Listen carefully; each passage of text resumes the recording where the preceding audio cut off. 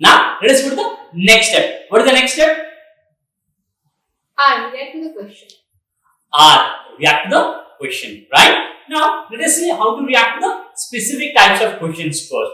React to specific types of questions. First, identify the keyword in the question. How do we do that? We just identify the keyword, right, in the previous step. So, we just take the keyword from the I step, right? Great. Now, identify the location of that particular keyword in the passage. How do you identify the location of the keyword from the passage? From the framework. From the framework, right? From F. Great. Now, go to that location, read 2 to 3 lines above and 2 to 3 lines below that keyword. Find your answer and diagram it, right?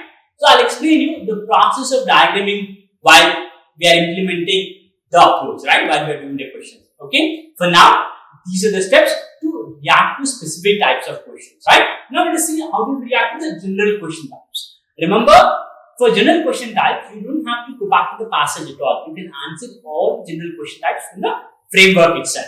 Now, let us see how can we answer the general question types from the framework, right? The first thing is the primary purpose. Where do I find the answer to the primary purpose in the framework? Now, let me ask you this question first. Let's say when you read a book or when you watch a film, when you want to know what the protagonist is going to achieve by the end of the film? In the beginning. In the beginning, right? Likewise, here also in reading comprehension section of passage, you need to know the primary purpose of the passage in the beginning, the first paragraph itself, right? So, 90 to 95% of the times, you will find the answer to primary purpose in the first paragraph. You have to look for the first transition. That is where the primary purpose is, right? And rarely, but sometimes 5 to 10%, you will find the primary purpose in the first sentence of the second paragraph. What they do is, they use the entire first paragraph to set the stage and they start the actual story at the beginning of the second paragraph, right? But remember, you should not go beyond this at all. The primary purpose is always there in the first paragraph or in the first sentence of the second paragraph, right? Now, let us go to the next. What is that? Structure organization. Now tell me, where do you find the answer for structure organization in the framework? 2 to 3 word summary. Exactly. In 2 to 3 word summary, right? You just consolidate all the summaries for each of the paragraph that we have written and that becomes the answer for structure organization, right? Now, the third one, what is that? Tone, attitude or regardless.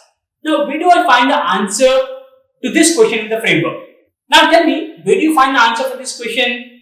In the end. In the end? No, not actually. Let me tell you something else here. To answer this particular question, you don't even have to know the passage at all. You don't have to go back to the passage. In fact, you don't have to know the passage at all. How and why? Remember, this is an international exam, which means people coming from different backgrounds, different lives, different ethnicities, right? Take this test. Which means, what is best for some people may not be the best for others, right? And what is worst for others may not be worst for some people. Is it not? Which means, author of this particular passages cannot take extreme tone at all, right? No extreme positive, no extreme negative. In fact, why do you want to hear anything negative about something that you like? Is it not? So therefore, author of the passage cannot even take negative tone at all. So no extreme positive, no extreme negative, no negatives at all. Therefore, how the answer choice should be? The correct answer should be mild positive, okay type of an answer, right? Now, let us do an example and understand this better. Okay, we go ahead and read the question. The challenge posed to the Wayne-Edwards theory by several studies is regarded by the author with. Regard with. It's clearly a tone question, right? Now let's go to the answer choices. Go and read answer choice A. Complete indifference. Complete indifference. Is this positive or negative? Negative. Negative, right? So let's knock off answer choice A. Read answer choice B. Qualified acceptance. Qualified acceptance. Qualified acceptance is kind of an okay type of an answer, right? Mild to positive. So Vicky, answer choice B. Now read answer choice C. Skeptical amusement.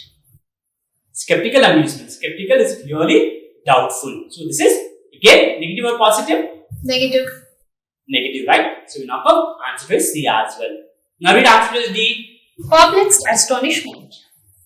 Perplexed astonishment. Perplexed means confusion. Again, confusion. Is it negative or positive? Negative. Negative. Right? So, we knock off answer is D as well. Now, read answer is E. Agitated dismay. This looks definitely negative. You are right. This is definitely negative, right? So, we knock off answer is E as well. Now, we are left with answer is B, and that should be the correct answer. You see that how easy it is? Do you know the passive? Do you know who when inverse is and what its theory is? No. No, right? Without knowing the passive, without knowing the theory, without knowing who when inverse is, we were still able to arrive at the right answer, right? So, this is how we approach the tone, attitude or regard as type of questions. Alright? Is that clear?